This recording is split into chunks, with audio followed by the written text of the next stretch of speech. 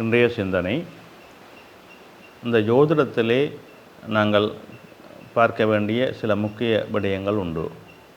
ஒருவருடைய ஜாதகத்திலே அவருக்கு சிறந்த நிறைவுகளும் வெற்றிகளும் அமைவதற்கு அந்த ஜாதக ரீதியான சில நுணுக்கங்கள், சில சிறப்புகள் உண்டு.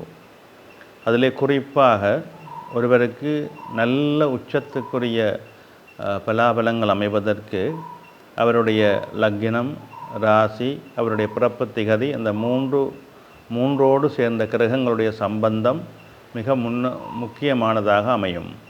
உதாரணமாக ஒருவருடைய நட்சத்திரம் விசாகம் என்று வைத்துக்கொள்வோம். அவருடைய நட்சத்திரத்துக்குரிய அதிபதி குரு பகவான். அந்த குரு பகவான் ஜோதிட நிலையிலே உச்சமோ ஆட்சியோ பெற்றிருப்பது மிக மேன்மையை கொடுக்கும். அவர் இருக்கின்ற இடங்களும் கேந்திரம் என்று சொல்லப்படுகின்ற இடங்களில் அமைந்தால் மிகச்சிறப்பாக இருக்கும். 5ஆம் இடம், 9ஆம் இடம், 11ஆம் இடம், 4ஆம் இடம், 7ஆம் இடம் என்று திரிகோணங்களில் அமைவது சிறப்பை கொடுக்கும். அதே போன்று இப்போ அவருடைய லக்கினத்தை எடுத்துக்கொண்டோமானால் அவருடைய லக்கின அதிபதி என்ன லக்கினம், உதாரணமாக மகர லக்கினமாக இருந்தால் லக்கினத்துக்குரிய அதிபதி சனீஸ்வரன். அந்த சனீஸ்வரனும் ஜாதகத்திலே மேற்குறிப்பிடப்பட்ட நல்ல இடங்களிலே பலம் பெற்றிருக்க வேண்டும்.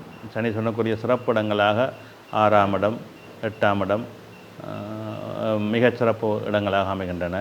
12ஆம் இடம் இவையெல்லாம் அவருடைய பலம் பெற்றிருந்தால் மிகச்சிறப்புகளை கொடுக்கக்கூடியதாக இருக்கும். துலாம் ராசி என்று சொல்கின்ற பொழுது விசாக நட்சத்திரத்துக்கு முதல் 3 பாதங்களும் துலாம் ராசியிலே அமையும். அப்போ துலாம் ராசிக்குரிய அதிபதி சுக்கிரனும் ஜாதகத்திலே நல்ல ஸ்தான பலம் பெற்றிருக்க வேண்டும். அவருடைய பிறப்பு திகதியை பார்க்க வேண்டும். 1ஆம் திகதி என்று வைத்துக்கொண்டால் அந்த 1ஆம் திகதிக்குரிய அதிபதி சூரியனும் ஜாதகத்தில் நல்ல ஸ்தான பலம் பெற்றிருக்க வேண்டும். இப்படியான இந்த அமைப்புகள் நுணுக்கமாக இருந்தால் அந்த ஜாதகருக்கு மிக உச்சமான நல்ல அனுகூலங்களை கொடுத்து விடுவது இயல்பு. நாங்கள் இப்பொழுது பல அரசியல்வாதிகள், பல கோடீஸ்வரர்கள் இவருடைய ஜாதகங்களை பார்க்கின்ற பொழுது இவர்களுக்கு ஏன் இவ்வளவு உச்சம் அமைந்தது என்று பார்த்தால் இப்படியான நுணுக்கங்கள் அங்கே சிறப்பாக இருக்கும், சிறப்பாக போற்றப்படும். அவர்களுக்கு அந்த துறை சார்ந்த அனுபவங்கள் இல்லாவிட்டாலும் அவர்களை உச்சத்திலே கொண்டே வைக்கின்ற ஒரு சிறப்பை இந்த ஜோதிடம் கொடுத்து விடுகின்றது.